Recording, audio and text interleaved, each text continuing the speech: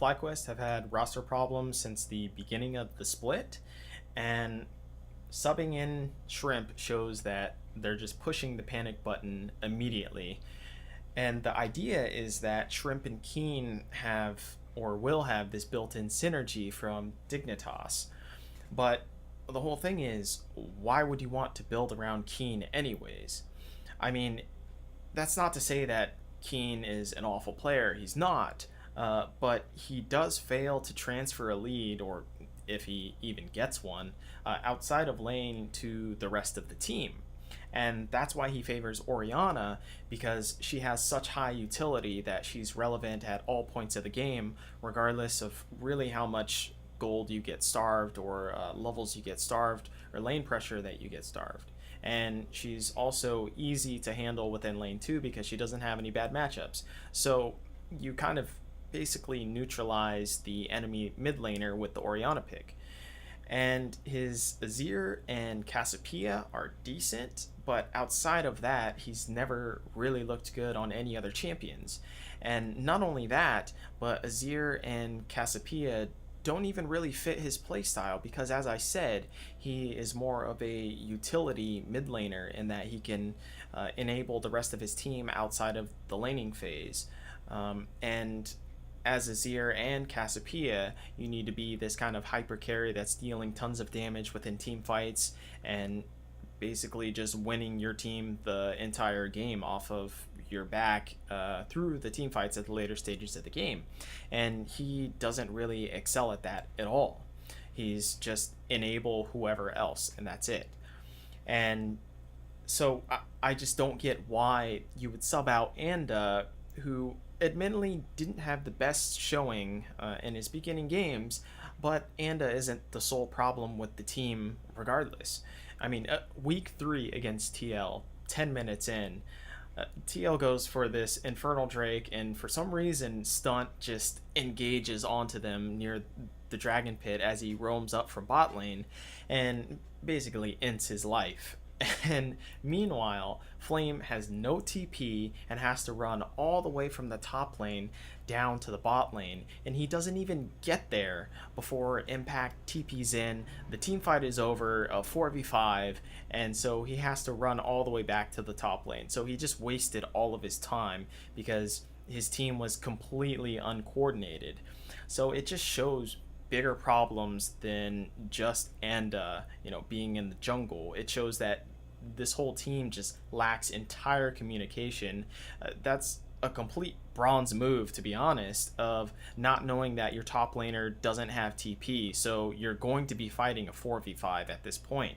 So I just don't get how FlyQuest don't understand that rudimentary rule of thumb when it comes to League of Legends itself. So you're probably going to tank this split. Let's just face it, right?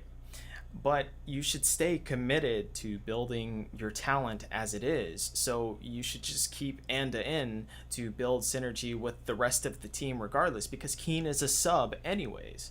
And Fly still isn't on the roster, and it's unseen whether he's going to start for week 4 or not. I know he's in the US and in the team house right now, and it's kind of confusing since he played for Goldcoin United just last split, so it's weird to see him have visa issues even though he was just here. So that leads me to believe that Goldcoin United just applied for maybe a 6-month visa, and then he just kind of got dicked afterwards. So and on this paper, he's pretty crucial to the entire team and how it's supposed to work, because Fly, his playstyle is he tries to dominate lane and then he transfers that pressure over to the side lanes, and his Talia is very famous in LCK. That's like his signature pick, right? And so with that said, he can then enable Flame as a carry to carry the entire team and go from there, and same with Anda too. So that's how the team is supposed to work on paper, and we have yet to even see this Fly guy appear in the LCS. So why not just have Anda play and see where it goes from there. But he'll also have LCS practice, and then by the time that Fly gets in there, he's better prepared in order to handle the LCS stage and going against different matchups and things like that.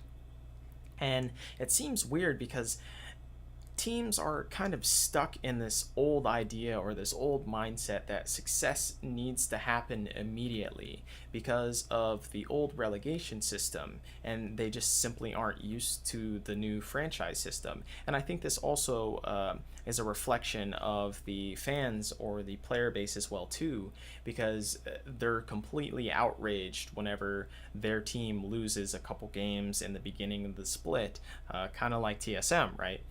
And so everyone just has this idea that success needs to happen immediately, or else the team is a failure and the whole franchise is a failure of FlyQuest or of TSM or whatever, and that they shouldn't even be in the league at all, right? But that's not how you should think when in a franchise mindset. It's a longer timeline. You need to allow these teams to build up their synergy, build up their roster in order to go ham within the summer split or even next year, right? Yeah, sure, it's disappointing that they let you down for one split, but that doesn't necessarily mean that they can't bounce back. So I just think there's a very short-sightedness when it comes to looking at the lower standings, such as Golden Guardians or FlyQuest or Clutch Gaming. So I think they should sub back in Anda. I don't know why they put in Shrimp in the first place. He's not even good. And just let him get some experience. And then when Fly gets in, then he'll be better prepared to, handle the stage. And maybe we could actually see some good games and actually see how this team is meant to synergize with each other.